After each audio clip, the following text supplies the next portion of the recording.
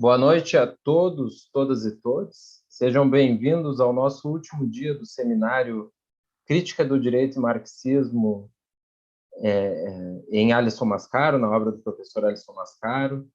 Eu gostaria de iniciar agradecendo aos nossos apoiadores, a Universidade Federal do Rio Grande, o Programa de Pós-Graduação em Direito e Justiça Social da Universidade Federal do Rio Grande, Programa de Pós-Graduação em Educação Ambiental da Universidade Federal do Rio Grande, e a Comissão Especial da Justiça do Trabalho da Ordem dos Advogados do Brasil, subseção do Rio Grande, e também a editora Boitempo, que presta apoio a esse evento, e já informo a vocês que está disponível até o dia 20 uma promoção para quem estiver participando do evento, utilizando o cupom Direito e Marxismo, você tem um desconto de 30% em todo o catálogo da Boitempo. Então é uma baita oportunidade para vocês aproveitarem e adquirirem as obras do professor Alisson Mascaro, que estão disponíveis lá.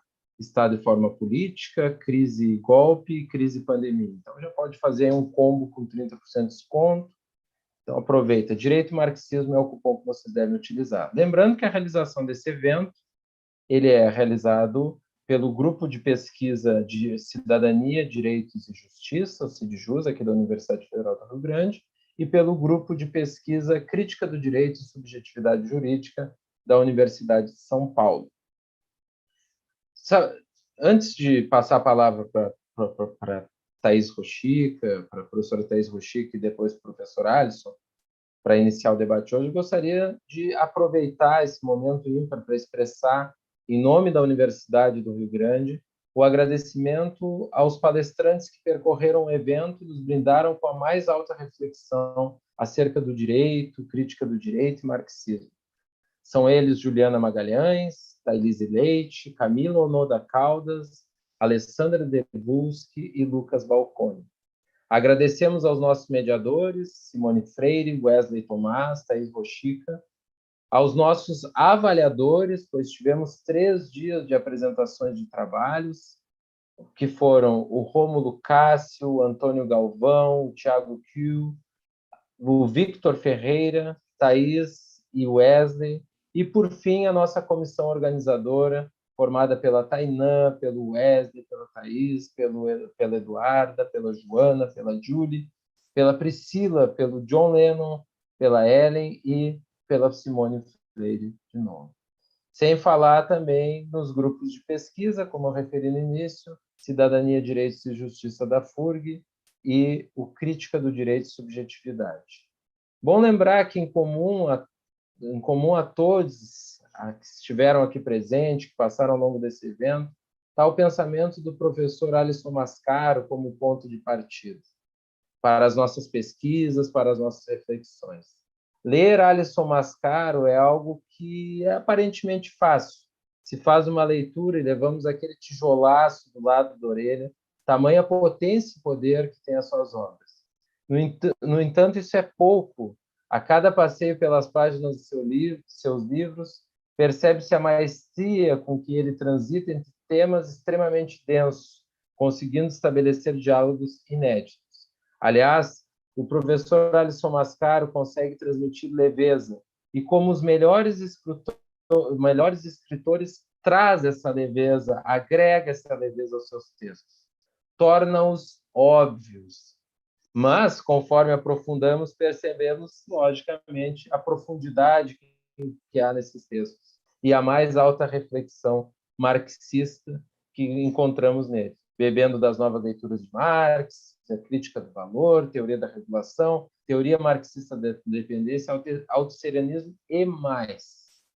Mais que um autor, o professor Alisson é um sistema próprio de pensamento. Lembrando que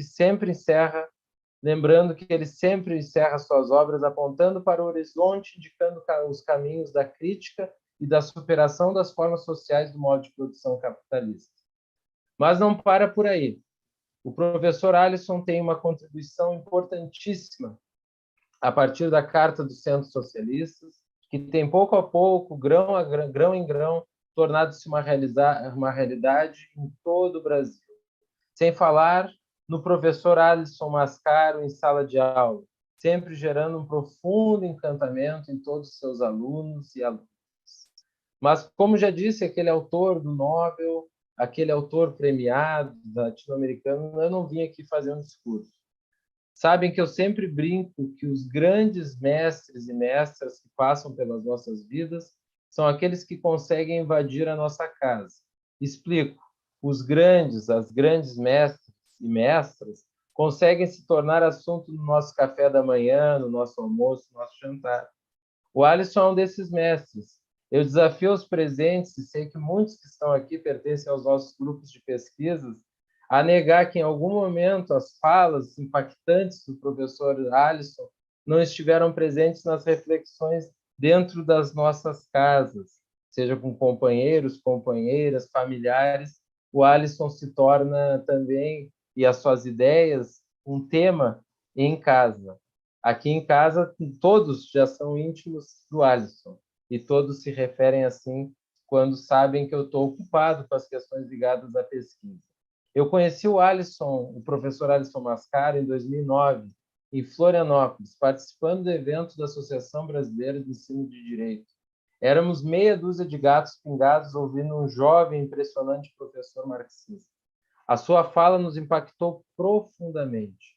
Ao final, ele chega ao pequeno grupo, o pequeno grupo que ainda estava lá presente, pede para nos abraçar, todos nós, um gesto muito singelo. De quebra, levou uma turma de bolsistas quebrados para jantar. Afinal de contas, né, no, estudante naquelas condições, o Alisson ainda nos salvou na janta. Nessas idas e vindas, eu tive a sorte em reencontrar o professor Alisson em 2020. Retomamos a conversa que estava em stand-by desde 2009. Ingressei no seu grupo de pesquisa e percebi que nós voltamos e nos tornamos milhões. Afinal de contas, como havia crescido, como as suas ideias haviam sido difundidas. Sei, eu exagerei um pouco, mas tenho certeza que seremos uma multidão um dia.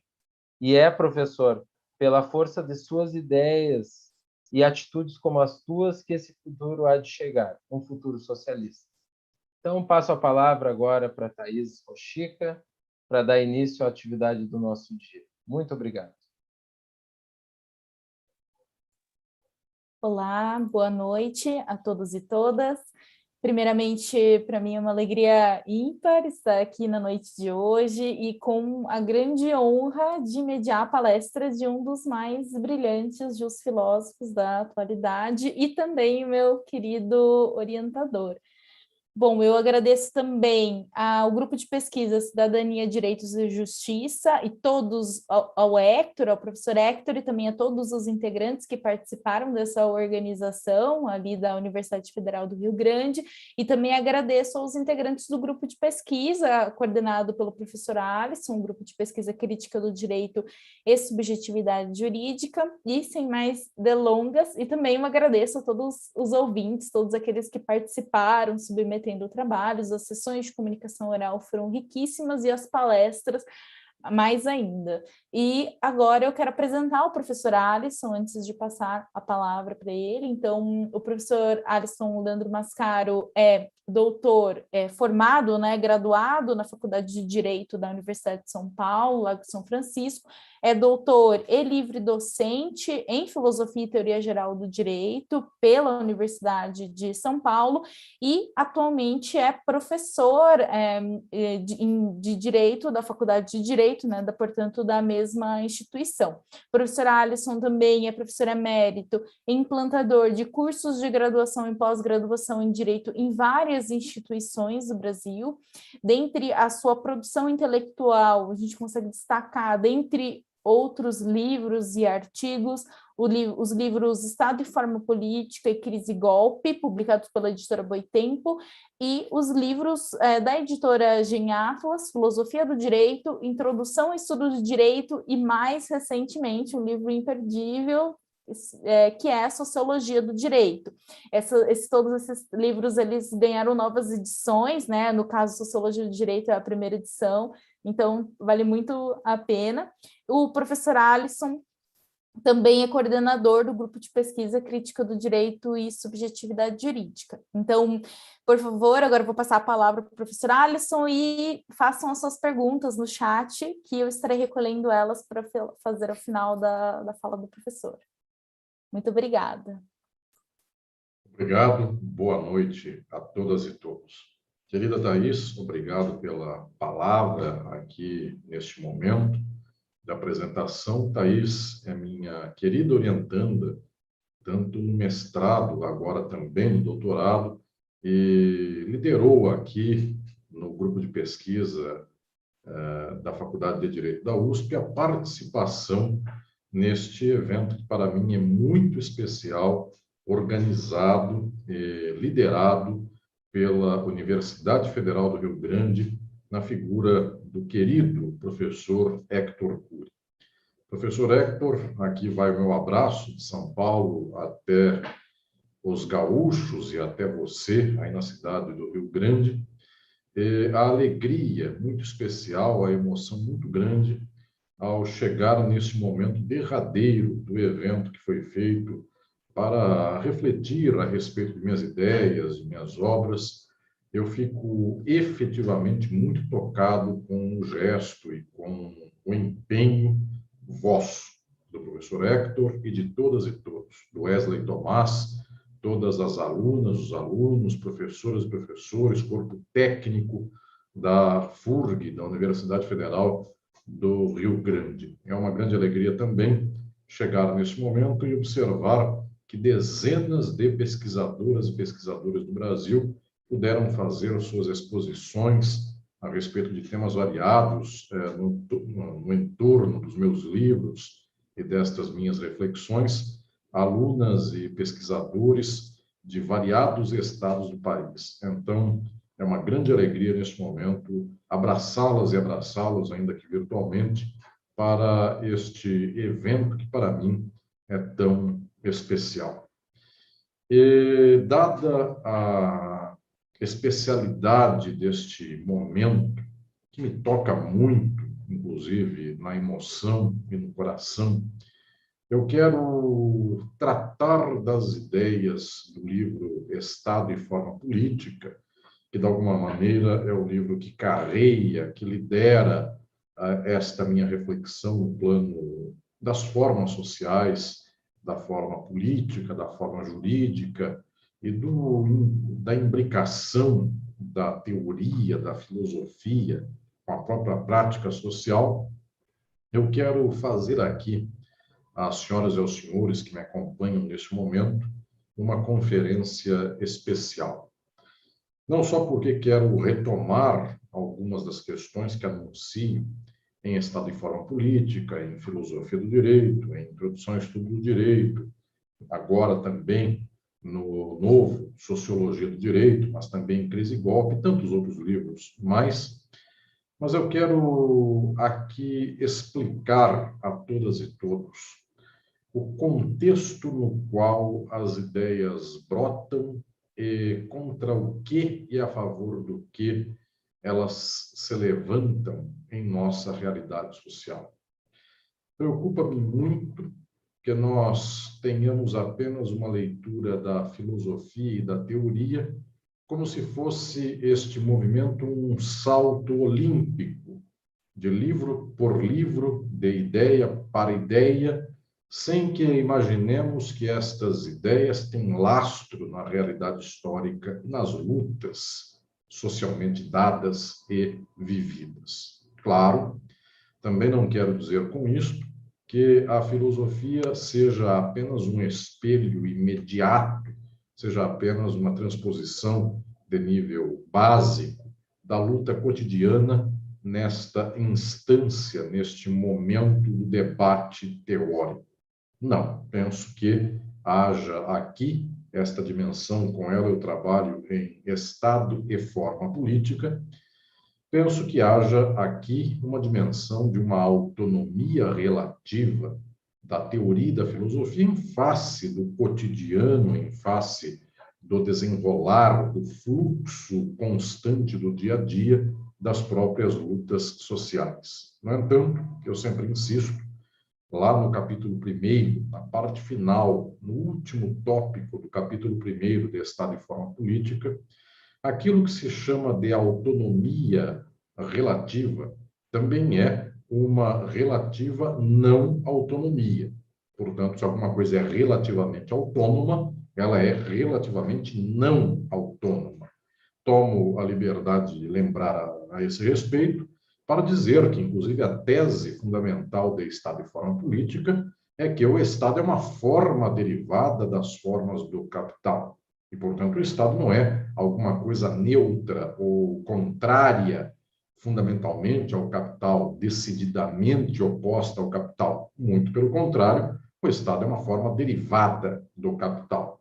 Se ele tem alguma autonomia material, é relativa, porque, obviamente, o Estado tem um impacto econômico, ele tem uma administração de si próprio em termos de tributação, em termos de orçamento, de tal modo que o Estado consegue se impor contra um particular, consegue se impor até mesmo contra um burguês, ou então uma fração de classe burguesa.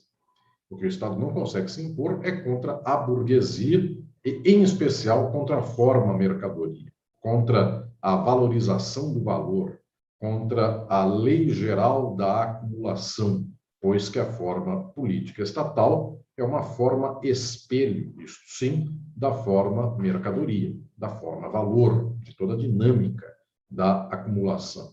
Digo isto para o Estado. Também falo o mesmo para o direito.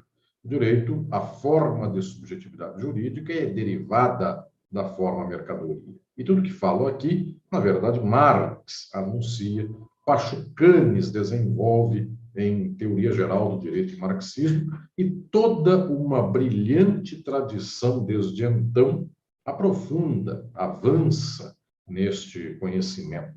De Pachucanes, é preciso lembrar aqui no Brasil a obra pioneira do professor Márcio Bilharinho Naves, do próprio pensamento sobre o Estado, todo o debate da derivação que ocorre na Alemanha, depois na Inglaterra, e em seguida por tantos outros países do mundo, desde a década de 1970. Debates recentes daquilo que chamo de novo marxismo. Isto retoma, efetivamente, a dimensão de uma pergunta sobre como a forma jurídica e como a forma política estatal se relacionam com a forma mercadoria. E esta dimensão, efetivamente, é uma dimensão de derivação. Portanto, uma forma não é neutra em relação à outra. Portanto, não se dá aqui o acoplamento de estruturas distintas, que por um acaso se encontraram. Dá-se aqui, sim, um processo pelo qual o átomo da sociabilidade capitalista, que é a forma mercadoria, forma social determinante, ela tem que gerar esta forma, outras formas que lhe sejam correlatas e imediatas. Forma dinheiro, forma valor, tudo isso aqui no bloco imediatamente econômico da forma mercadoria, mas também forma política estatal e forma de subjetividade jurídica. Pois bem, quero retomar a primeira questão com a qual comecei esta minha conferência na noite de hoje. A filosofia tem autonomia relativa em face da realidade histórica social e do cotidiano das lutas sociais. Isto quer dizer que a filosofia não é outra em face da própria realidade histórica. Ela não desceu dos céus. Ela não foi construída simplesmente numa torre de marfim, na qual o pensador ou a pensadora flertam, pensam, avançam na reflexão por conta própria, pelas suas próprias pernas. Todo o pensamento teórico ele tem uma dimensão em face da realidade. No entanto, não se pode tomar isso de modo tosco, de modo banal, e imaginar que esta reflexão que a filosofia desenvolve, que a teoria desenvolve, e mesmo que a cientificidade da realidade social, sobre a realidade social, se dá. O marxismo é uma ciência, é a ciência sobre a historicidade. Não se pode imaginar que isso seja simplesmente a transposição do imediato da vida vivida para a teoria. Há toda uma reflexão há todo um caminhar teórico, há os desvios, inclusive as ênfases, que historicamente puxam um debate, carreiam materialmente, inclusive, afetos, dimensões, postulações do debate teórico para tal ou qual caminho. Então, eventualmente, um debate de ideias, uma obra, um autor ou autora, um ambiente intelectual, ou mesmo, para falar aqui diretamente da crueza do capital, quem paga a bolsa de pesquisa, quem paga o emprego do docente na universidade, quem financia o centro de pesquisa, tudo isto carreia a teoria para um lado ou para o outro, de tal modo que a maior parte do pensamento do mundo é um pensamento de intelectuais que são empregados ou vivem no contexto de uma institucionalidade universitária sustentada pelo capitalismo. Isto é, modelo estadunidense de pensamento, de universidade, modelo anglo-saxão, modelo europeu, de modo mais amplo também. O que estou dizendo com isto é que não se pode pensar filosoficamente de modo independente destas circunstâncias da materialidade. E com isto, então, estou aqui dizendo que o pensamento, quando se constrói, ele se constrói a partir das balizas, das margens, dos constrangimentos, mesmo materiais, no nível econômico da própria realidade. Por isso, o marxismo é tão pouco dado, tão pouco falado no nosso ambiente social e no nosso ambiente universitário. Ele é, no final das contas, o único inimigo a ser combatido por todo o capitalismo e por toda a universidade e as instituições intelectuais do mundo. Então, batem-se em terceiros aí prepostos, para falarmos aqui nos termos jurídicos, juslaborais, nós batemos nos prepostos para que se ponha sempre a mira da espingarda contra o alvo principal. Então, de quando em quando, alguém fala contra as ideias de Foucault, alguém mantém sempre uma certa arma na cabeça de ideias como a de Gadamer, que nem era efetivamente um pensador de esquerda, era de direita, mas é um pensador inteligente no campo da direita. Gadamer, conforme a tradição fala aqui no Brasil, Gadamer, ele tem uma percepção de que toda a sociedade se compreende a partir de preconceitos e, portanto, a mudança social é a mudança das formas e das relações básicas destes preconceitos. É preciso deixar uma mira apontada contra estes, para os quais, aos quais eu me refiro, chamando-os de não juspositivistas. Mas o alvo não são eles. O alvo é o marxismo. O alvo é a luta pela transformação da sociabilidade presente. A luta para que a riqueza do mundo seja dada, enfim, às trabalhadoras e trabalhadores do mundo. Para que 8,5 bilhões de pessoas no mundo, enfim, um dia possam ter a terra do mundo inteiro sem uma cerca ou sem um muro. Este dia, um dia chegará. Esta ocasião chegará. Pode demorar o que for. Neste momento, a humanidade não tem mais muro, não tem mais cerca. Para que isto não aconteça, então é preciso que a instituição acadêmica, a universidade, no mundo inteiro, ela se levante contra as teorias críticas, se levante contra as dimensões que demonstram que a forma mercadoria é o átomo do problema social, a forma valor, a valorização do valor, a acumulação, o Estado e o direito. São a mesma coisa. Uma forma é derivada da outra. Se assim não é, ou atacamos o bloco inteiro, ou não tem jeito de destruir uma moeda dizendo só quero destruir a moeda pela face da cara e quero manter a coroa. Não tem jeito. É tudo a mesma coisa. Então, senhoras e senhores, aqui estou anunciando que a radicalidade do pensamento crítico sobre o capitalismo é tamanha que quase sempre esse pensamento é silenciado. Quase sempre esse pensamento é falado baixinho para que não se tenha, não se levante aqui a objeção e para que as pessoas possam não sofrer. E, no entanto, a única capacidade intelectual honrada, digna, que tenha aqui condições de enfrentar a história, é aquela que anuncia a plenos pulmões que o capitalismo é uma sociabilidade cujas formas não têm solução, não tem remendo, não tem conserto. O capitalismo é uma das formas da exploração dos seres humanos por outros seres humanos. Nós sabemos a respeito disso quando falamos do escravismo. Também falamos o mesmo quando tratamos do feudalismo. Mas, via de regra, as pessoas não acusam o capitalismo como um sistema de exploração. Dizem, pelo contrário, que o capitalismo é um sistema da liberdade, sistema da meritocracia, sistema no qual as pessoas fazem apenas o que querem. No capitalismo teríamos aqui o berço, ou então o campo mais verde, mais vicejante para a democracia.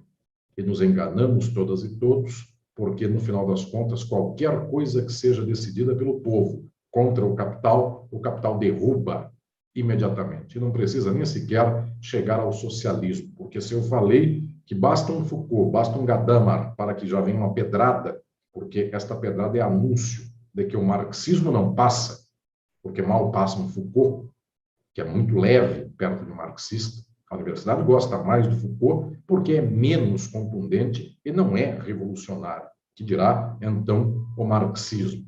Pois bem, o que estou aqui contando é que esta mesma dimensão, quando nós aqui nos apercebemos dela para este campo da teoria, dá-se o mesmo para o campo da prática política. Porque também, até mesmo políticas que não são necessariamente revolucionárias, socialistas, basta que sejam um pouquinho progressistas, o capital e sua democracia já tolhem, já cerceiam estas hipóteses no ninho. Ou então, com um pouquinho só de andamento a respeito delas, tudo isso já é combatido. Eu lembro de Salvador Allende, que não era um revolucionário, e foi golpeado barbaramente sob comando dos Estados Unidos.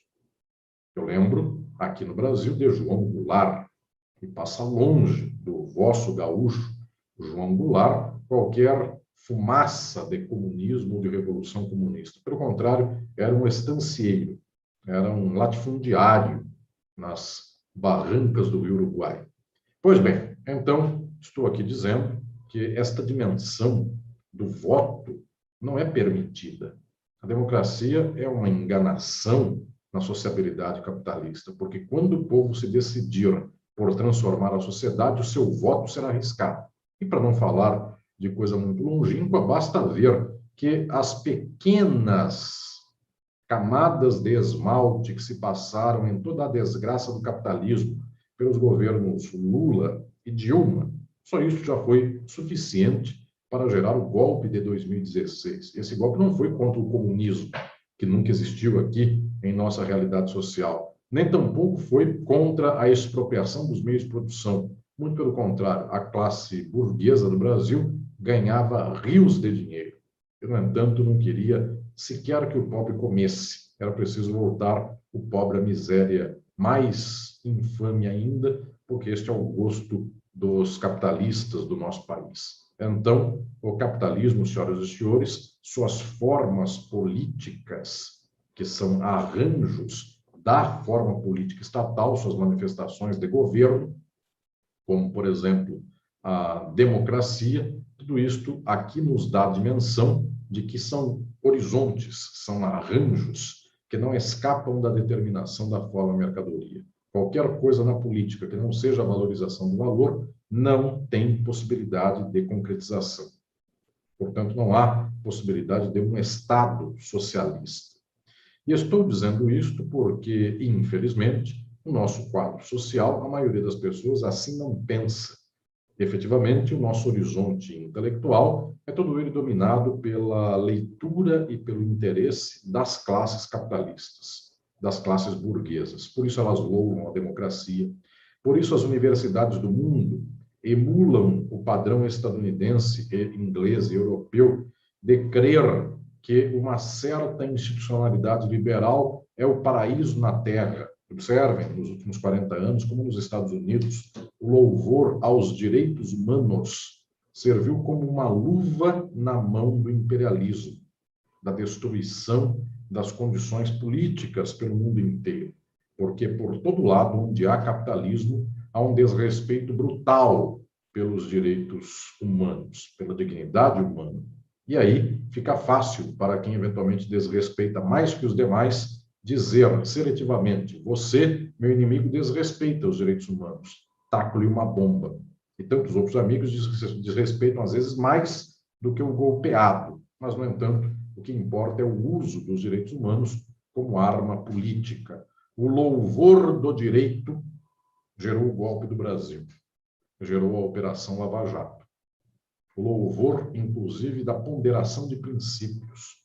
São 40 a 50 anos nos quais, no Brasil e no mundo, isto começou no exterior, nos países imperialistas e, obviamente, foi copiado pela intelectualidade jurídica do Brasil, houve esta dimensão principiológica, valorativa do próprio direito. Então, as cartas constitucionais, no mundo capitalista mais recente, são cartas que anunciam princípios e bastaria o jurista ponderar esses princípios, fazer um artesanato aqui de uma espécie de compilação, de mosaico principiológico, de tal sorte que, então, nós levaríamos cidadania, progresso social, levaríamos uma possibilidade de afirmação das minorias, e isto nos daria o deleite de uma sociedade reconciliada consigo própria.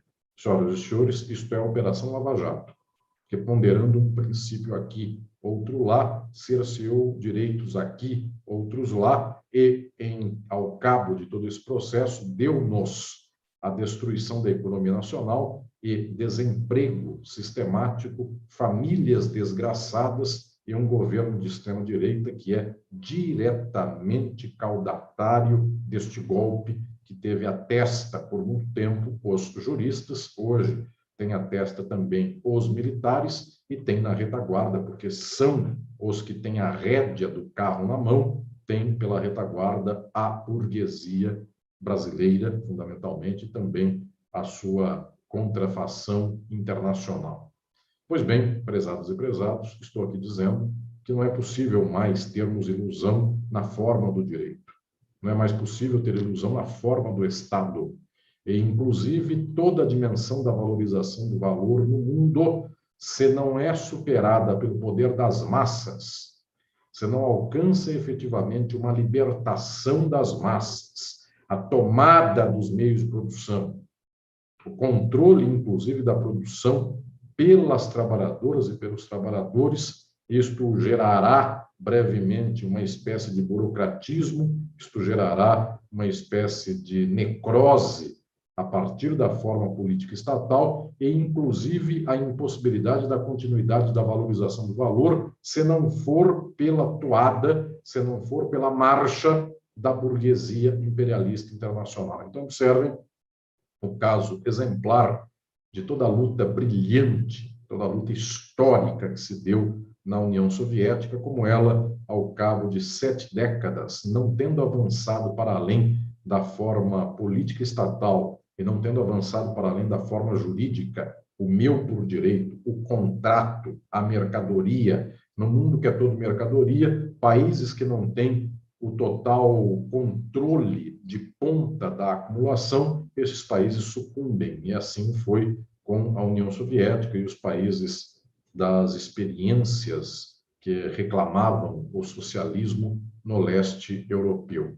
Então, é preciso efetivamente olhar para a forma mercadoria como coração do problema social, e não simplesmente estabelecer aqui uma espécie de política keynesiana ou apenas desenvolvimentista dentro do capitalismo de distribuição de mercadorias. Até hoje no Brasil, o que se considera por esquerda, no máximo, é este distributivismo que toma a forma mercadoria como elemento central da reprodução social, busca ampliar, inclusive, a mercantilização do país e privatizações, são prova de tudo isso, ou seja, setores que até então não eram totalmente mercantilizados passam a ser, e nesta caminhada não adianta que nós venhamos a financiar os pobres para que consumam com bases melhores. É preciso avançar para além do mundo como mercadoria. E isto parece absurdo, porque parece muito distante, mas só isso é marxismo. Marxismo não é a junção de trabalhadores para fazer uma luta. Isto é um elemento do marxismo. Só que a junção dos trabalhadores para fazerem uma luta, se for em favor da acumulação, isto é fascismo, que também fez um feixe, um facho entre capital e trabalho para a acumulação melhor da Itália contra a Etiópia, contra a Eritreia, contra outros países do mundo. E, portanto, uma posição aqui simplesmente de concorrência em melhores condições na competitividade capitalista mundial, de modo geral. O marxismo não é isso. O marxismo é efetivamente a união da classe trabalhadora para a revolução, a tomada dos meios de produção, a organização social da produção, da forma pela qual se dá o trabalho dos seres humanos com os meios de produção, toda esta dimensão para acelerar o fim da forma mercadoria. E, portanto, também junto, acelerar o fim da relação entre todos os seres humanos como se fora uma relação de cidadãos sujeitos de direito que têm propriedades privadas. O socialismo não é uma propriedade privada para cada um, é o fim da forma propriedade privada.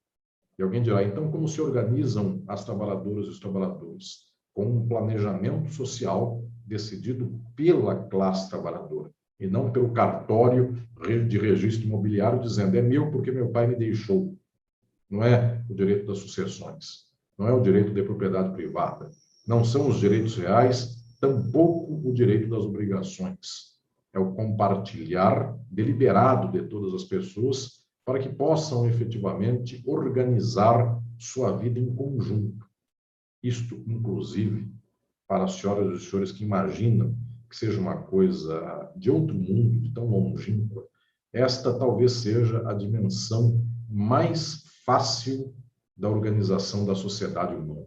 O socialismo, eventualmente, é a organização mais fácil que temos a fazer em nossa realidade social, porque somos todas e todos juntos deliberando o que fazer com a riqueza de todas e todos. Como um pai e uma mãe que só tem 1 quilo de arroz e tem uns 5 filhos, eles têm que deliberar o que vão fazer, um pouquinho de arroz para cada um, ou então come a filha doente, não comem os outros, ou então comem os 5 filhos e não comem eles, ou então comem um pouquinho os 7. E se tiverem muito, pelo muito, deliberarão. Comerão bem as 7 pessoas. Estou dizendo que esta dimensão nós já fazemos na vida.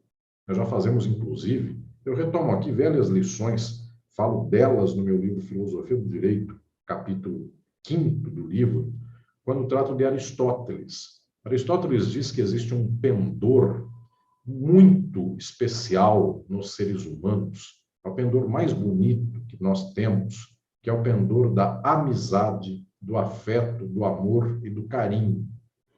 Quando as relações humanas são de amizade, nós tendemos a pensar o compartilhar das coisas em uma dimensão que não é mercantil. Isso é tão velho quanto Aristóteles, que diz assim, se estou com um amigo meu, não faço a conta da cerveja que está sobre a mesa, de quantos copos ele tomou ou eu não tomei. É meu amigo. Bebemos juntos. Acabou a cerveja, pois bem, ela terminou. Isto é uma dimensão. Se estou no bar, na condição mercantil, a cerveja é paga. Portanto, a minha relação não é de compartilhar, mas é de vender ou de comprar. Então, é relação jurídica. Estou dizendo que nós temos, inclusive, inclinações possíveis da sociabilidade para juntas e juntos deliberarmos pela produção do mundo, em termos que não são estes da hierarquia, do burocratismo, termos que são do comando, do gerencialismo, do despotismo da fábrica, ou então das lideranças que decidem em face dos demais que têm que obedecer, ou então da democracia enquanto eleição representativa a cada 4 anos. Observem que a experiência belíssima da União Soviética, nos primórdios, no início, lembra que a palavra soviética, os próprios sovietes, comitês de trabalhadoras e trabalhadores, comitês nos quais, juntas e juntos, todos deliberavam. Numa fábrica, o engenheiro, o operário, a faxineira, deliberavam juntos. Porque se eu disser que passará um produto químico que escorrega pelo chão da fábrica, eu tenho que pensar no faxineiro da fábrica que pode escorregar e quebrar. Ele tem que decidir, na condição que ele possa ter, junto com todas e todos os demais, aquela posição do interesse da fábrica, inclusive para que no futuro não haja mais o faxineiro e engenheiro. Todos possam ser ao mesmo tempo engenheiros e faxineiros, porque a diferença do salário acaba no socialismo, porque acaba o salário. E em algum momento não podemos mais no mundo fazer a distinção entre doutores e peões. Temos que ter necessariamente a condição de contribuir para o mundo em todas as posições. Que o peão seja doutor, que o doutor seja peão. Sei que falo eventualmente a uma plateia da universidade, da classe média, que porventura possa me acompanhar, dos acadêmicos, que têm a pretensão de serem doutores, inclusive no Brasil, para que se chame de doutor, nem doutorado é preciso, basta que haja o diploma de algumas graduações, como a de Direito, que este vocativo de doutor ou doutora já vem no imediato. E sei que para as senhoras e os senhores, eventualmente, pensar que a faxineira será doutora e o doutor será faxineiro, isso é uma coisa que choca, porque na expectativa ou no desejo do doutor, teoricamente, a dimensão se rebaixa para ser faxineiro. Mas eu estou pensando no faxineiro, que pode imaginar que a dimensão suba ao ser um engenheiro também um dia da humanidade. Então, o que estou aqui dizendo é que é preciso acabar com as hierarquias que, inclusive, permitem ou dão um ensejo às tragédias como estas que imaginam que alguém decairá em termos de classe social ou em termos de referência social terceira. É preciso acabar com isso, fundamentalmente. E é preciso construir o desejo de um mundo compartilhado, de um mundo no qual, inclusive, os afetos socialistas possam ser construídos. E também quero dizer aqui de pronto que não é esta uma pregação moral. Eu tenho insistido, nesses tantos anos, desde o início de minha trajetória intelectual até hoje, quando vejo aqui Thaís, minha orientanda, quando vejo Hector, que está aqui no meu entorno, Wesley, tantas e tantos outros mais, eu tenho insistido desde muito tempo que não se trata de uma espécie de concorrência para vermos quem são aquelas ou aqueles que têm o melhor coração. Esta é uma dimensão material da subjetividade nas formas sociais. As senhoras e os senhores sabem, é um dos temas mais decisivos meus, é preciso pensar a subjetividade na sociabilidade capitalista a partir da determinação das formas sociais. Isto é um dado material, isto é um dado da sociabilidade profunda. E este dado é aquilo que se chama de ideologia. Portanto, nós somos constituídos ideologicamente. E a ideologia opera no inconsciente. De tal sorte que não pensem que eu estou aqui fazendo um louvor de que a nossa consciência transforme o mundo. É exatamente o contrário. Todas e todos nós somos desgraçadamente constituídos pelas formas do capital. O que eu quero dizer é que nós não temos sequer a dimensão suficiente de uma plenitude socialista. Por isso que esta marcha ela é feita de zigue-zague em algumas vezes. Ela tem ganhos e prejuízos, ela tem retificações a ser feitas de modo necessário, a serem feitas de modo necessário. De tal sorte, prezadas e prezados, que aqui insisto na ideia de que nós devemos começar uma marcha de transformação social. que não se esgota em nossas subjetividades, porque nós não temos ombros para suportar uma subjetividade superadora das determinações do capital.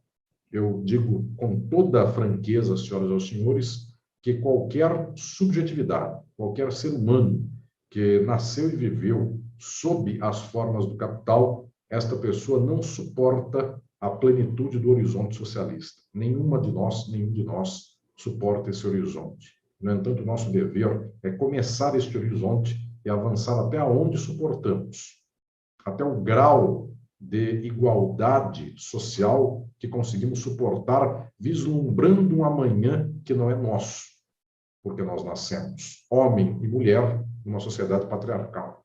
Nascemos negro e branco numa sociedade racista. Nascemos nacional e estrangeiro numa sociedade que fecha a fronteira para qualquer um que esteja passando fome e queira entrar em uma sociedade de economia capitalista central.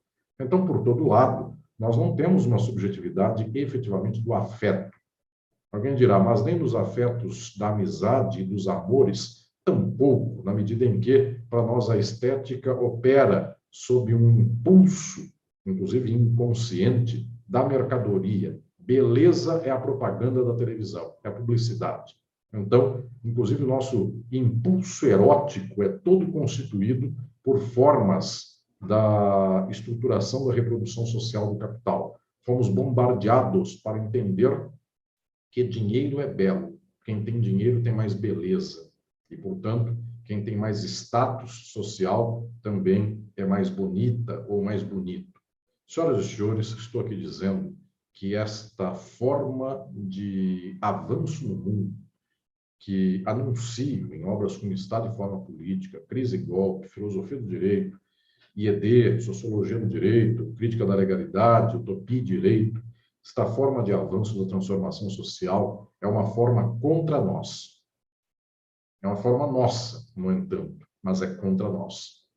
E esta talvez seja a decidida e dolorosa dialética da revolução e da transformação social. Porque não há quem transforme o mundo a não ser nós mesmos. A classe trabalhadora do mundo.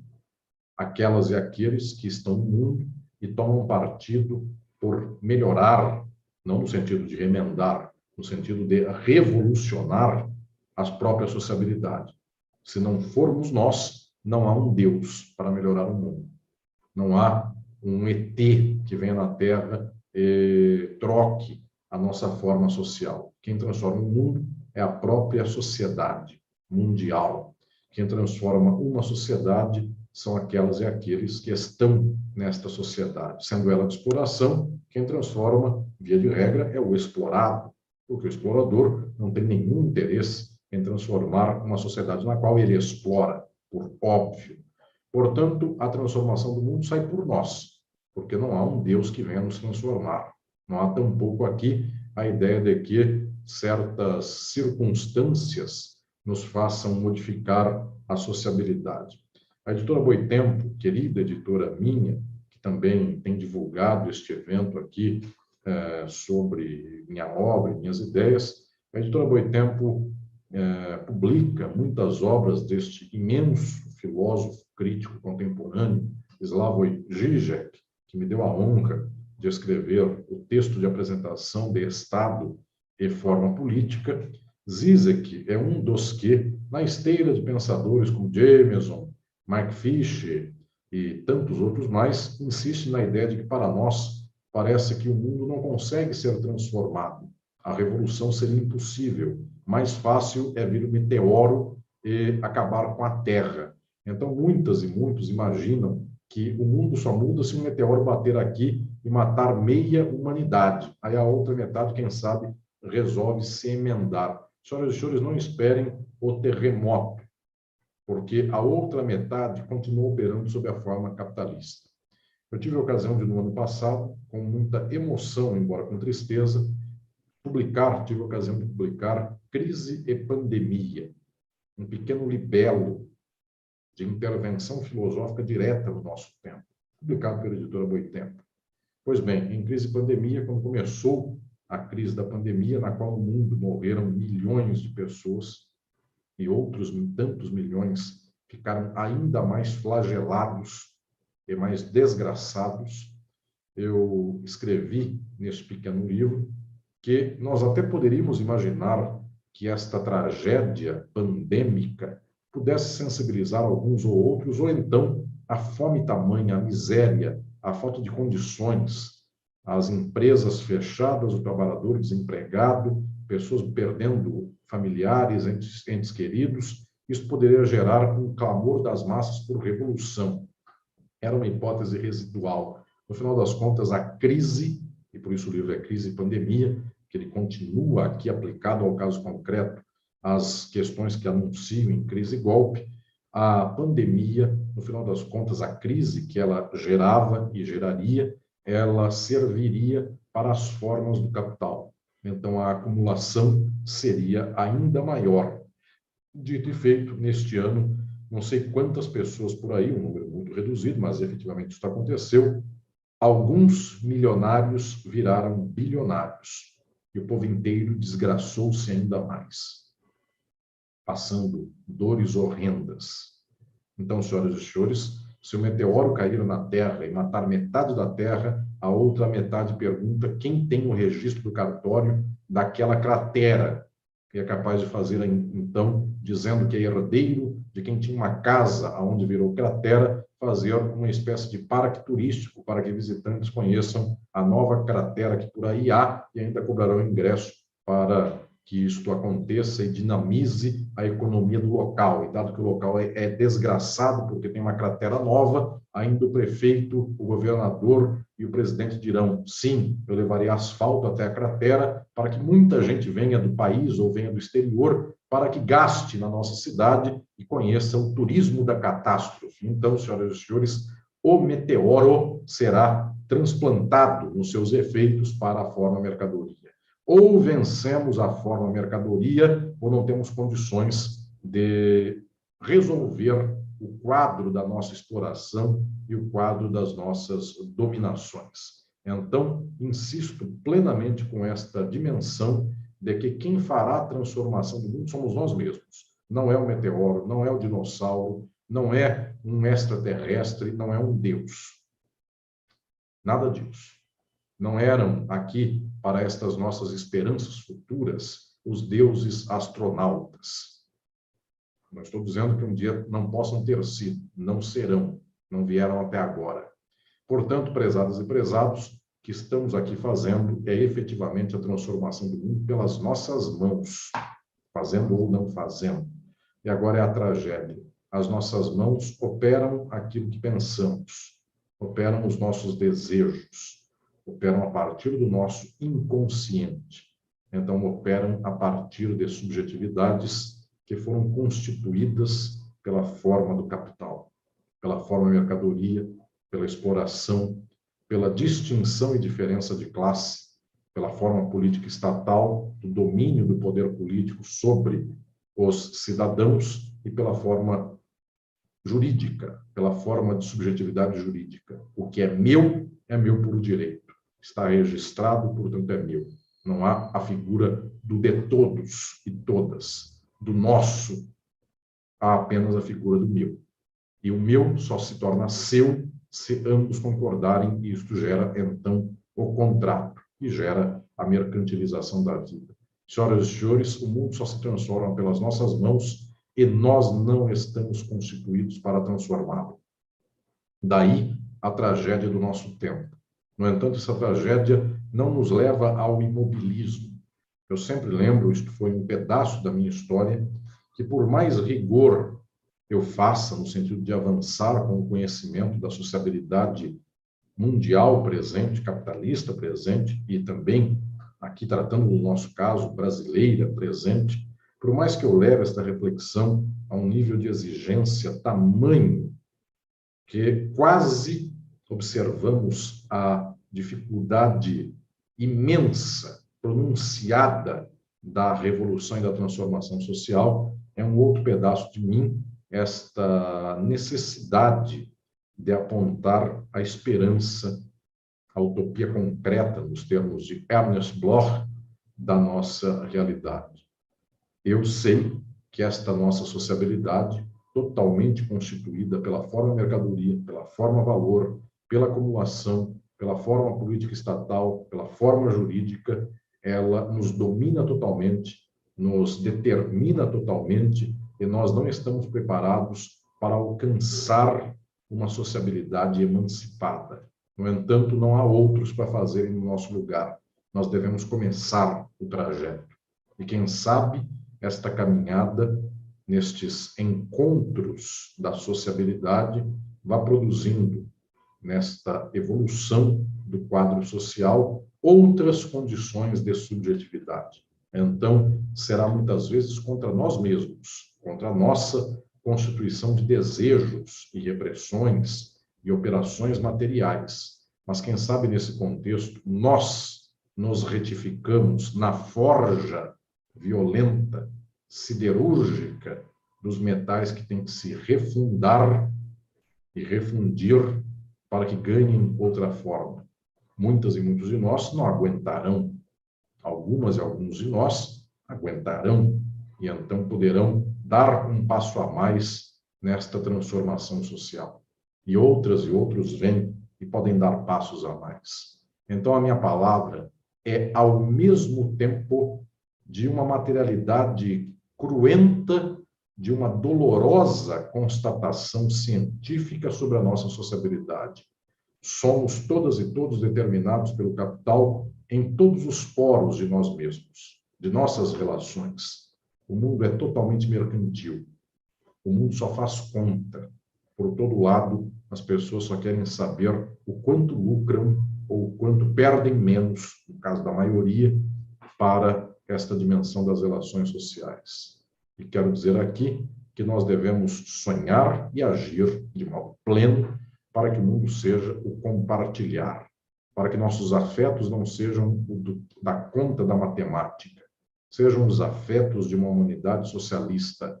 E, para tanto, nós, que só contamos e contabilizamos, ao mesmo tempo temos que nos refazer nesta caminhada. Então, senhoras e senhores, não cobrem moralmente de pessoas tais ou quais as contradições, dado que todos os seres humanos somos um poço das contradições. E, no final das contas, me encanta profundamente, nesses tantos anos da minha escrita, das minhas ideias, quando eu encontro alguém que me vem com um livro meu na mão e me diz: professor Alisson, eu que pensava X, hoje penso Y.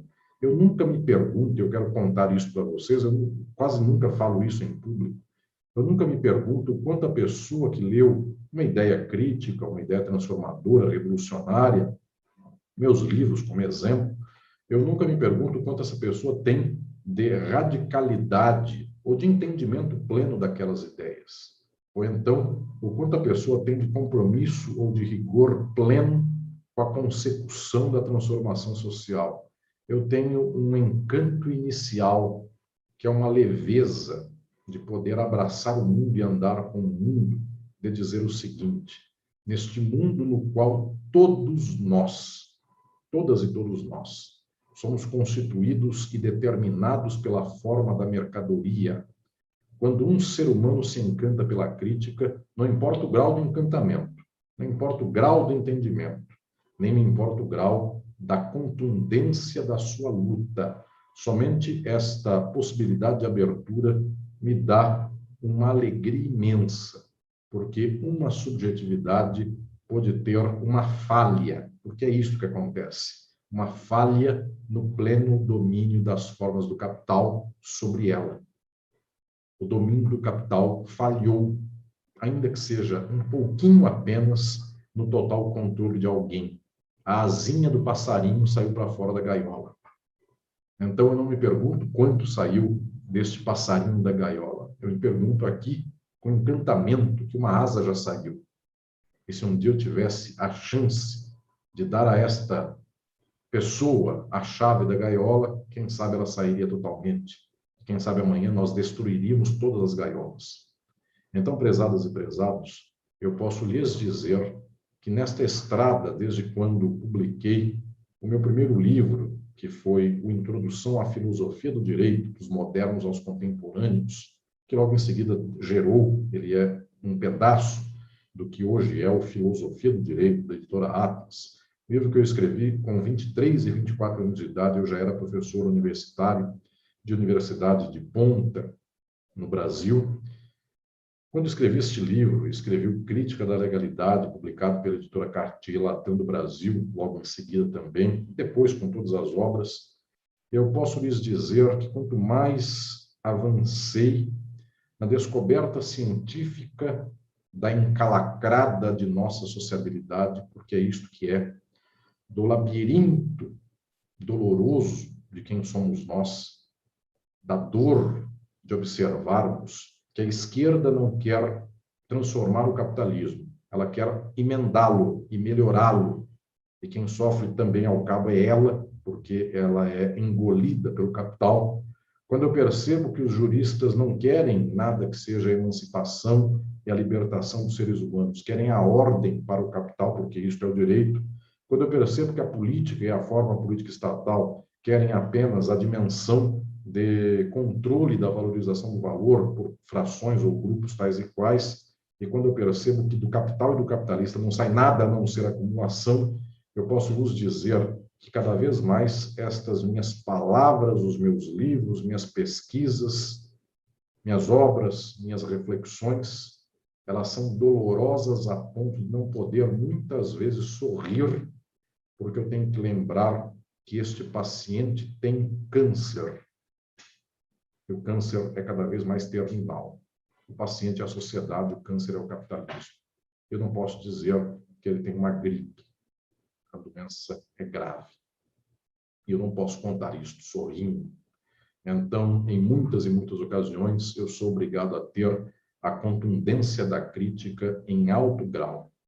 Mas, ao mesmo tempo, quero também vos dizer que eu tenho um encantamento de menino, de jovem, de extrema alegria, porque neste mundo onde todas e todos nós somos e fomos constituídos para sermos peças para a passagem da exploração capitalista, dizia Marx, pelas nossas costas, não somos nós que escolhemos isto passa por nós, onde todas e todos nós somos engrenagens deste moinho de moer gentes, dizia o velho Darcy Ribeiro, um não marxista, inclusive, este moinho de moer gentes do mundo, no qual nós nos constituímos, quando eu encontro um ser humano que entendeu que este é um moinho que nos moe e que entendeu que de nós só sai sangue,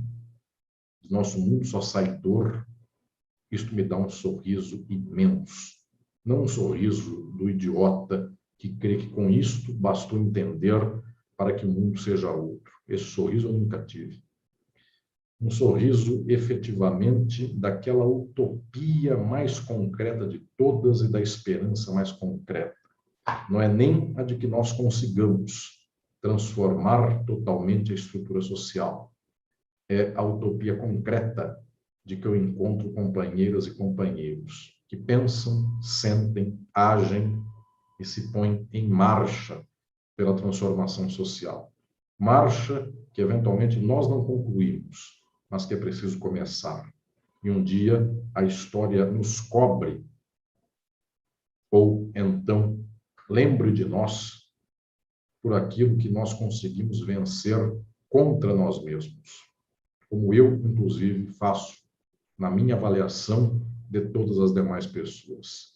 O encantamento daquele pouquinho ou daquela réstia de luz pela janela da subjetividade de cada qual, esta réstia de luz na qual alguém totalmente constituído pelo capital consegue até vislumbrar um sonho, uma ideia, uma ciência e uma ação contra o capital.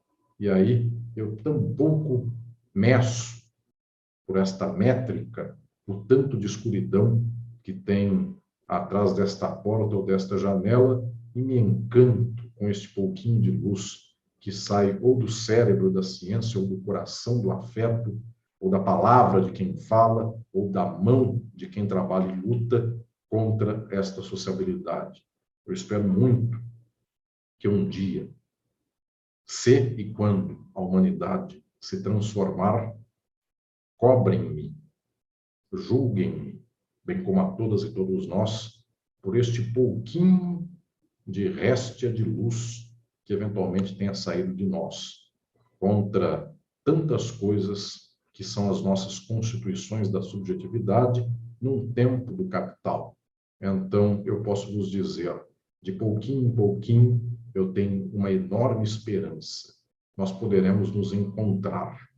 Eu estou muito feliz hoje ao chegar ao cabo desta conferência e deste evento que foi feito em homenagem a mim, as minhas ideias, nesta que é a Universidade Federal mais do sul do país, mais do pé do país, que é a Universidade Federal do Rio Grande, na fronteira com os hermanos. Eu estou muito feliz porque neste cantinho aonde começa o Brasil, onde acaba, não importa o lado que queiram dar, se do Oiapoque ou do Chuí, mas nesse cantinho do Chuí, onde está o Rio Grande, a cidade do Rio Grande, algumas e alguns puderam me dar esta enorme alegria de ler um pouquinho desta minha reflexão e da minha esperança. Saibam todas e todos, é com muita dor que eu vejo o tempo presente e é com muita exasperação que nós descobrimos a ciência da sociabilidade do capital, avassaladora na exploração, dominante totalmente nas opressões. Mas é com esperança que eu vejo que nós estamos possivelmente abrindo um pouquinho de luz para que um dia nós entendamos o que é o capitalismo e para que um dia tenhamos forças, tenhamos gana de começar a transformação desta realidade. Quem sabe o futuro comemore isto que estamos aqui fazendo hoje, dizendo: foram primeiros passos de uma longa estrada. Talvez não tenham sido os primeiros passos, porque muitos vieram antes, mas foram alguns passos. Se mais não demos, talvez tenha sido por nossa incapacidade, mas queremos dar esses passos.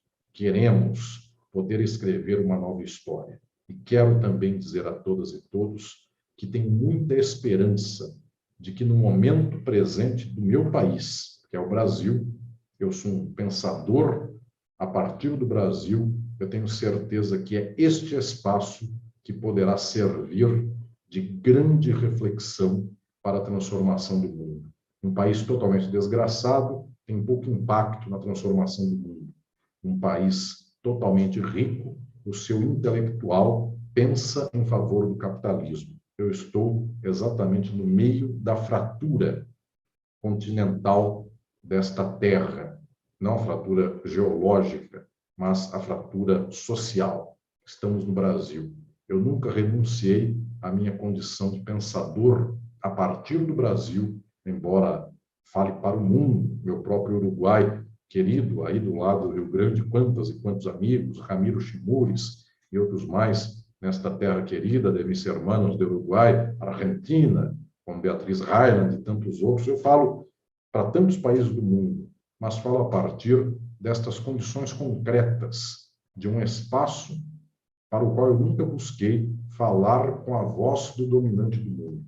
Eu nunca busquei falar para o aplauso das plateias dos ricos, dos poderosos do mundo. Eu sempre, inclusive, os desprezei. E falei sempre em favor dos explorados do mundo, que eventualmente nunca lerão um livro meu, nunca ouvirão uma palavra minha. Mas eu falo por elas e por eles. Um dia, elas e eles, eu estarei junto com elas e eles, nós faremos a transformação do mundo. Neste dia, não haverá mais Estado e forma política estatal, tampouco forma de subjetividade jurídica, tampouco forma valor, tampouco forma mercadoria. Outras formas surgirão, formas que nossa esperança poderão moldar para que sejam formas do socialismo, do compartilhar, do afeto e do amor, para que então lá elas e eles digam: estes aqui, que somos nós, foram as últimas e os últimos da pré-história. E nós entregamos para eles um pouquinho da luta para escrevermos, então, quem sabe um dia, a definitiva grande história da humanidade. Muito obrigado.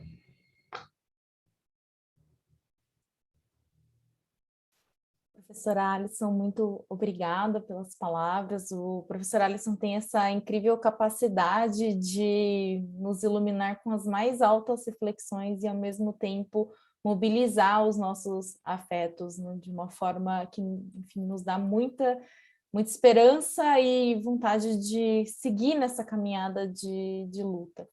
Professora Alisson, agora vamos seguir com 2 rodadas de perguntas. Eu separei, então, elas. A primeira delas é do Felipe de Melo Souza.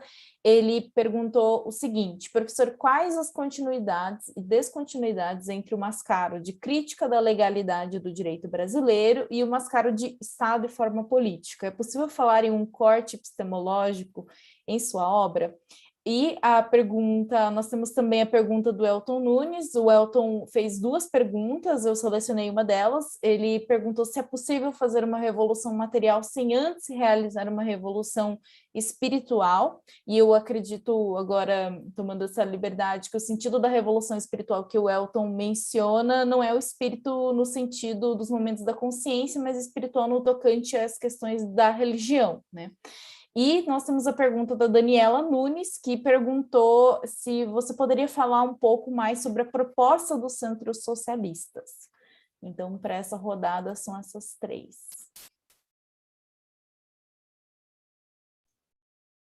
Obrigado, querida Thaís, e queridas e queridos que acompanham aqui este evento. Felipe, Crítica da Legalidade do Direito Brasileiro é a obra na qual eu anuncio a minha âncora decisiva em termos teóricos, Pachucanes. Então, é a obra na qual eu trago Pachucanes para ler o problema da legalidade.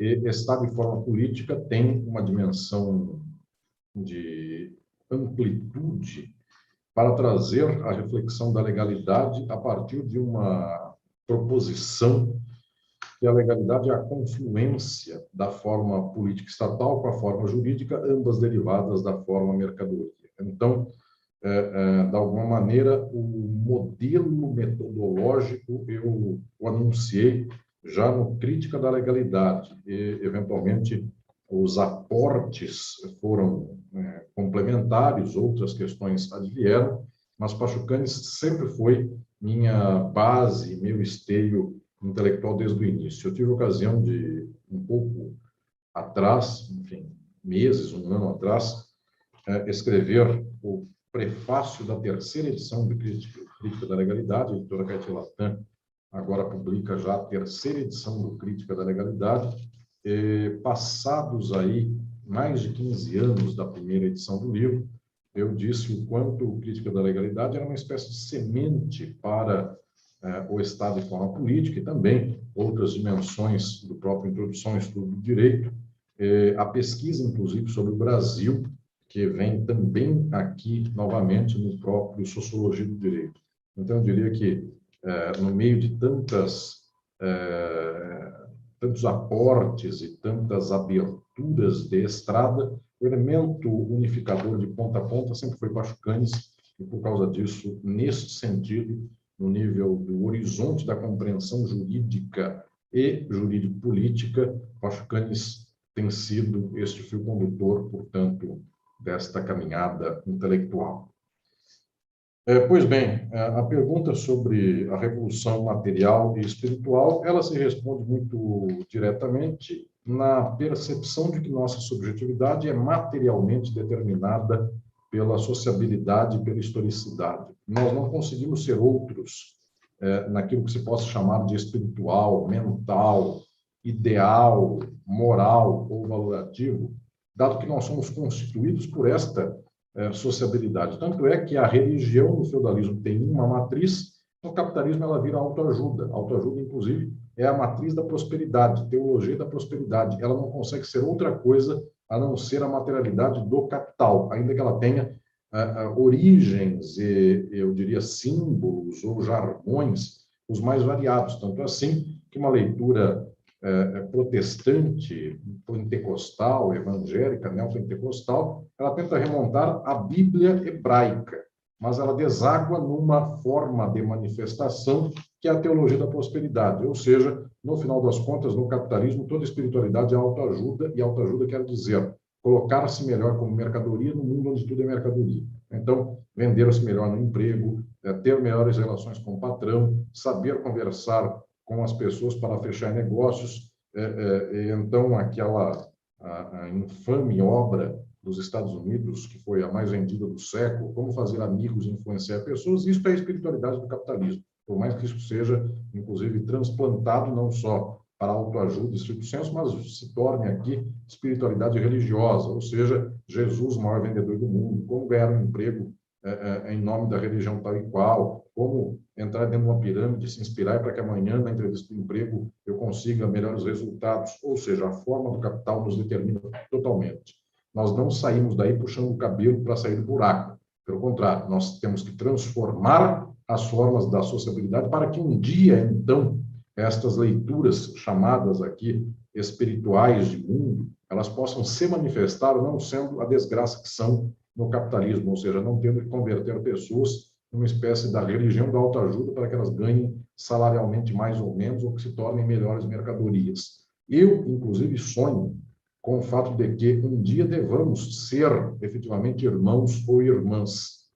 Este sonho é mais velho que todos nós, porque Platão falava deles. Família falava dele, deste sonho. Falava da família universal. O escravismo não permite. O feudalismo não permite. O capitalismo não permite. Então, se as senhoras e os senhores querem a irmandade de todos os irmãos, façam a revolução. Um dia do socialismo, então, quem sabe, dado que todos compartilhamos tudo, quem sabe, então, teremos os meios para podermos narrar o sonho e para que possamos concretizar a prática de uma família universal, material e não simplesmente no slogan.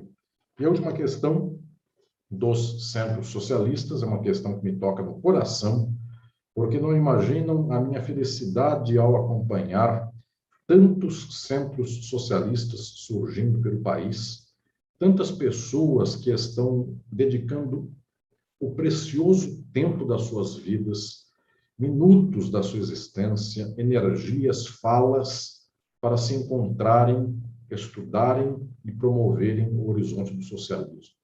Esta dimensão que tenho falado há muitos anos, nós temos que ter a prática enraizada na sociabilidade cotidiana do socialismo. O ano passado, quando falava com o deputado Glauber Braga, e ele se encantou com esta ideia, que fazia muitos anos eu dizia, e deu um impulso a partir do Rio de Janeiro, mas hoje já por muitos outros lugares também do Brasil todo, dos centros socialistas. A minha emoção é muito grande ao ver que este impulso tem prosperado. E, claro, eu não tenho a ilusão de que nós tenhamos aqui uma espécie de domínio ou de prevalência imediata desta tentativa. Eu volto a dizer, é a esperança da fresta da janela. Uma luzinha que sai já me dá muita alegria.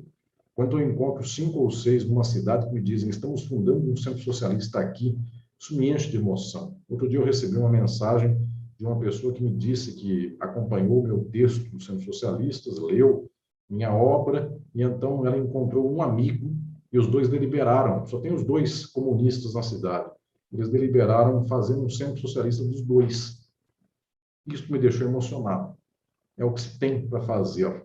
Eu disse para eles, tenho esperança, daqui a um tempo haverá uma terceira pessoa. E se houver um terceiro, é uma coisa linda. São 3.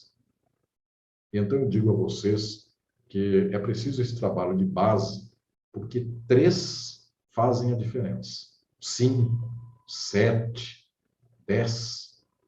Um dia a gente chega em 210 milhões, contra, eventualmente, 500 milhões dos capitalistas. Então, é uma experiência que eu diria especial, uma experiência na qual eu deposito muita esperança, porque, no final das contas, não é a esperança quantitativa, é a descoberta da forma do encontro de pessoas para a fala e a disputa ideológica do socialismo. É isto que eu queria, é descobrir a forma.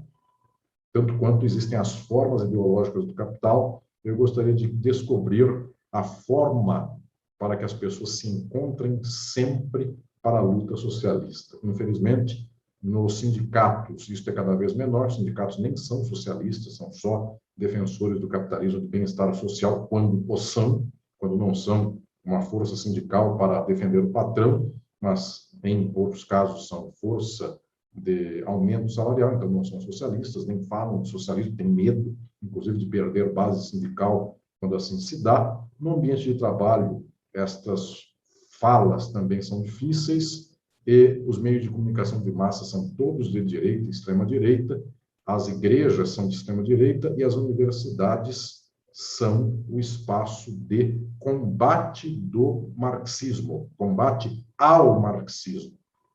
Não tem ilusão. A universidade do mundo é feita para que as pessoas não avancem até o marxismo.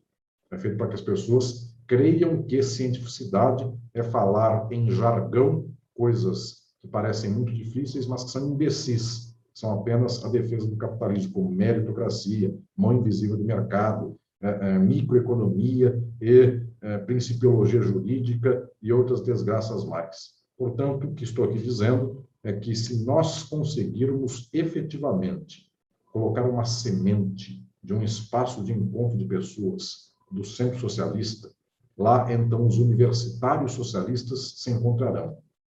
Na universidade eles não se encontram. Se encontram 2 ou 3, mas não tem o que fazer. Se encontrarão no centro socialista. Religiosas e religiosos que creem que amar o próximo é dar o pão para todas e todos, se encontram lá. Porque na igreja vocês serão expulsos por comunismo. Quando a igreja é contra uma série de dimensões da libertação.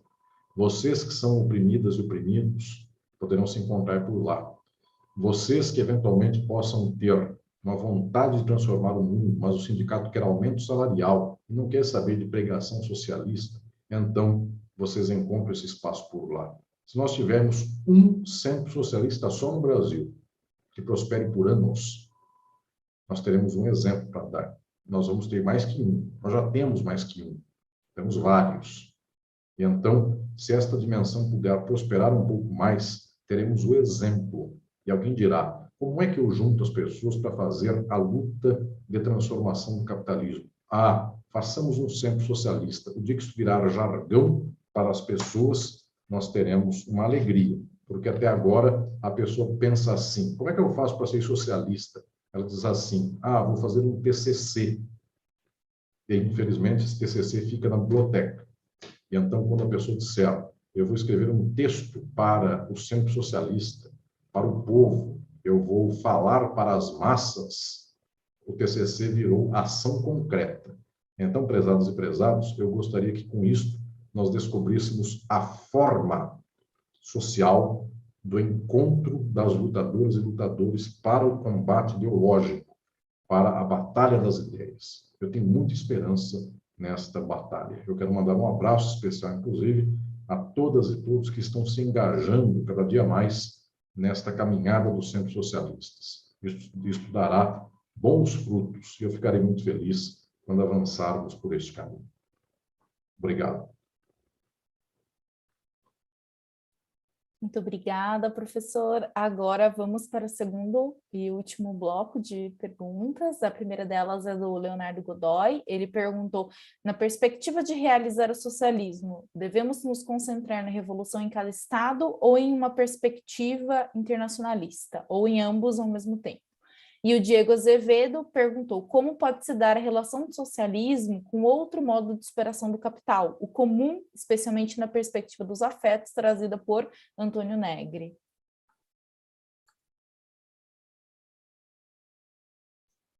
Muito bem, agradeço a essas questões. A pergunta do Leonardo.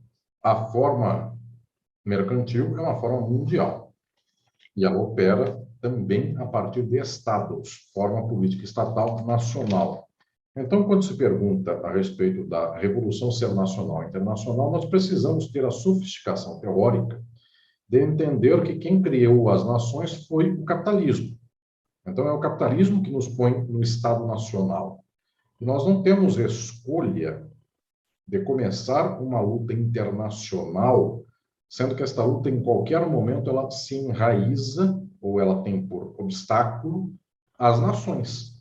Então, ao começarmos uma luta internacional, ela estará espraiada por países, que são estados, que têm exércitos, que têm governos, que têm uma estruturação própria do domínio do capital. Então, o enfrentamento do capitalismo internacional é um enfrentamento das formas nacionais do capitalismo internacional. E agora eu inverto a perspectiva.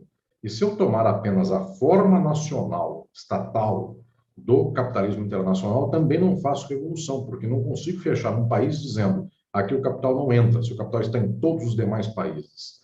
Então, senhoras e senhores, isto quase é um ponto basilar, isto é um ponto basilar, mas eu diria que isto é quase óbvio de nosso começo. A revolução se faz a partir dos espaços nos quais vivemos e ela tem que ser também internacional, o que não quer dizer que ela seja tão etérea a ponto de ser apenas uma espécie de slogan internacionalista, mas também não pode ser apenas uma tomada nacional como se fora uma ilha de resistência contra o mundo, porque custa muito ser uma ilha de resistência contra o mundo. Vejam o caso de Cuba, o quanto sofre, o quanto lhe faltam meios, inclusive, embora a proeza cubana seja muito grande, o valor de Cuba seja muito grande, e também, com isto, o que eu quero dizer é que as contradições são muito expressivas. Nós precisamos pensar esta dimensão da luta, para falar nos termos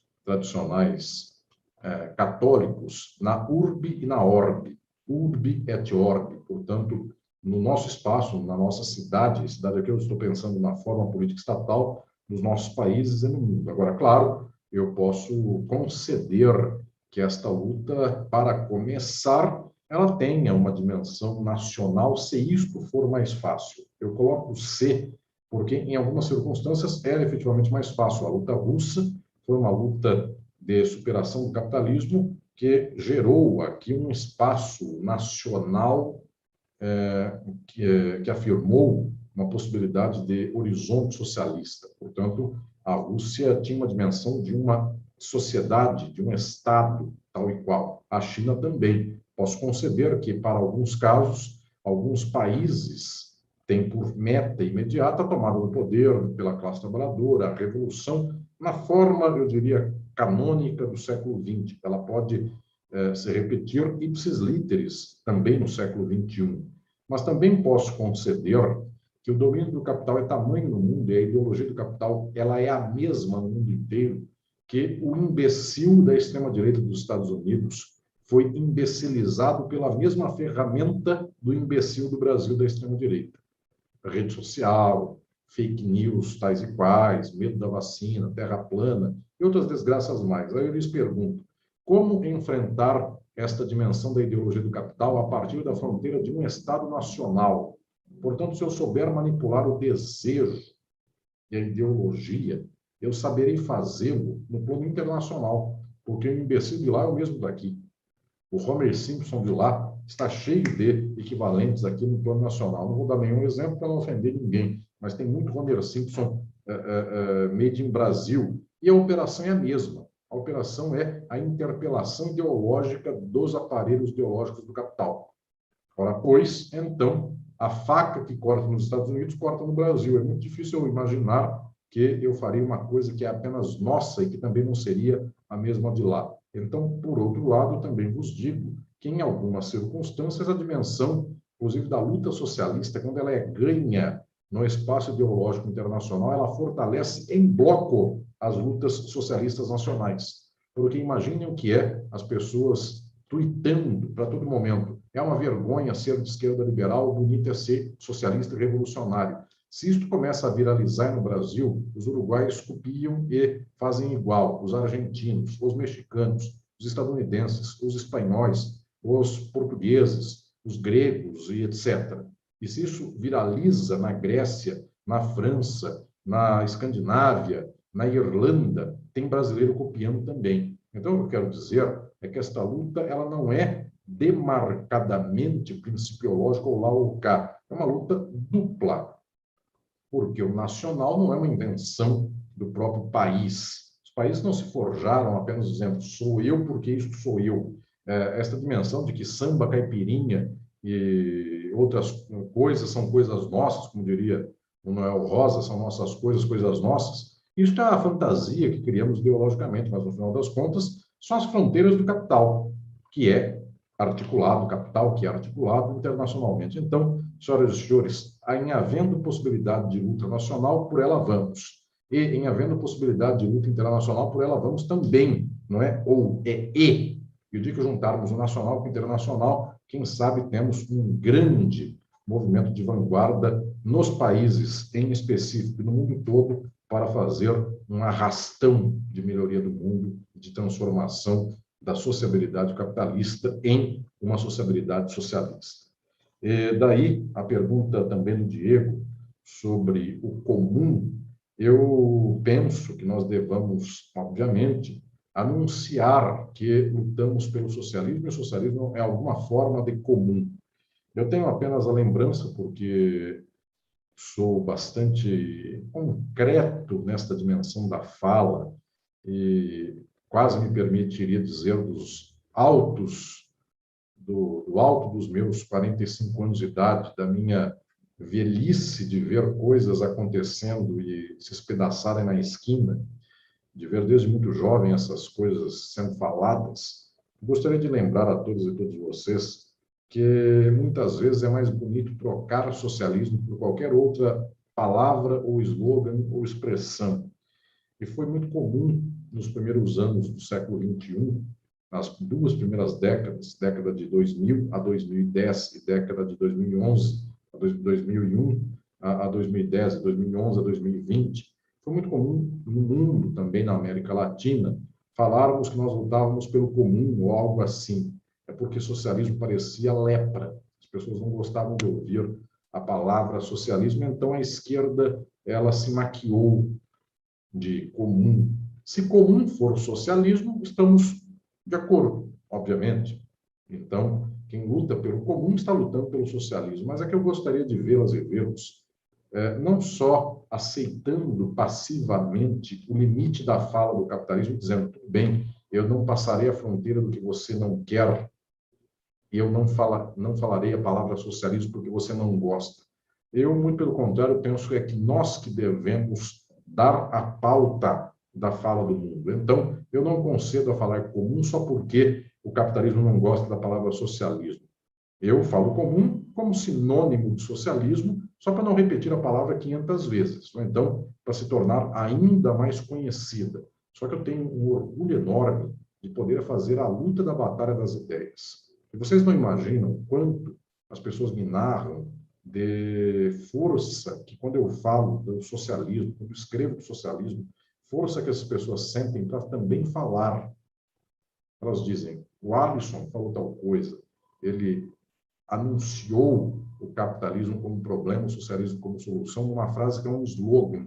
Então, eu vejo a importância da batalha das ideias. E com isso aqui, não vai nenhuma dimensão de desprezo por quem anuncia o projeto do comum. No meu Filosofia do Direito, é muito sabido por todas e todos vocês, o último capítulo deste livro, nele eu falo sobre os marxismos, desde o início até o século XXI, a história dos marxismos. E quando chega ao novo marxismo, o marxismo atual, eu digo que ele tem 3 eixos e uma tangente. E um dos eixos do marxismo é o eixo no qual também está Antônio Negri. Tive a alegria, a honra de fazer, inclusive, debate presencialmente com o Negri. E considero esta leitura do comum uma leitura de muito impacto e que tem que ser, com muito respeito, bebida por todas e todos nós, se nós tomamos isso como socialismo. E se tomamos como socialismo, usamos comum como uma estratégia, eventualmente aqui ou ali, mas no decisivo tenho o orgulho de encher o peito e dizer esta luta pelo comum só é possível sendo uma luta socialista, porque enquanto houver forma-valor forma mercadoria, acumulação e propriedade privada, nada é comum. E quando acabarem todas estas formas, então o que é comum é o socialismo. Portanto, senhoras e senhores, é uma dimensão aqui, inclusive, que eu vos dou de uma espécie de aguilhão para incomodá-las, incomodá-los dizendo: falem sempre pelo conceito mais científico, conceito que mais incomoda. Porque se nós estamos maquiando, escondendo o conceito numa embalagem bonita, na hora que eles rasgam a embalagem e então identificam o conceito, nós pensamos que ganhamos os outros. Apenas nós estamos retardando a violência contra as nossas ideias. E quando nós anunciamos que as pessoas se enchem de esperança, ânimo e afeto para a transformação, então já anunciamos toda a nossa luta. E esta luta, então, não tem por que ser escondida. Muito pelo contrário, eu quero vos dizer, é preciso claramente anunciar: socialismo é o nosso sonho, capitalismo é o nosso problema. Contra o capitalismo lutamos, pelo socialismo estamos construindo uma estrada que um dia será vitoriosa. Obrigado. Professor Alisson, muito obrigada. Então, nós chegamos ao final desta palestra de encerramento, que foi excepcional. Eu gostaria de agradecer novamente ao grupo de pesquisa do professor Hector, aqui da FURG, que reúne nesse evento pessoas de todos os estados, né? Pessoas, portanto, não apenas do sul, mas também do sul ao norte, né? Então, eu gostaria de passar somente a palavra ao professor Alisson para eventuais palavras de encerramento. Eu já me despeço em nome do Grupo Cidadania, Direitos e Justiça e também em nome do Grupo Crítica do Direito e Subjetividade Jurídica.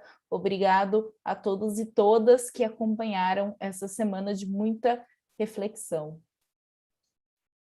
Obrigado, querida Thaís. Eu vou passar a palavra, por fim, ao querido Hector, para que ele encerre este evento que ele organizou, que ele recebeu, mas eu quero apenas dizer a todos e todas vocês, meu grupo de pesquisa da USP, este grupo de pesquisa tão especial da Universidade Federal do Rio Grande, e todas das 5 regiões do país, todas e todos que participaram deste evento, inclusive nas mesas de apresentação de artigos e textos e pesquisas sobre meus livros e minhas ideias, houve as 5 regiões do país representadas neste seminário que agora se encerra.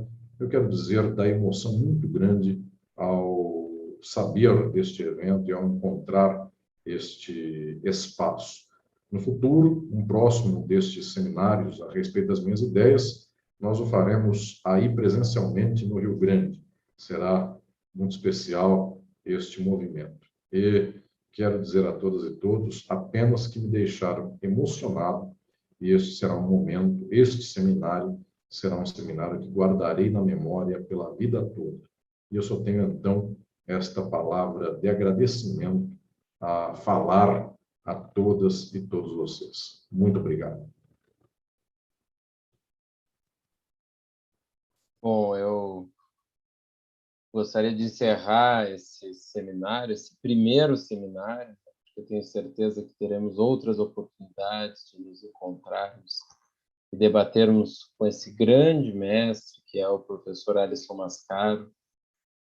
As pessoas todas aqui, eu estou acompanhando aqui com a transmissão, são inúmeros comentários, todos muito respeitosos, elogiosos, que reflete o impacto que causa o seu pensamento, professor. Então,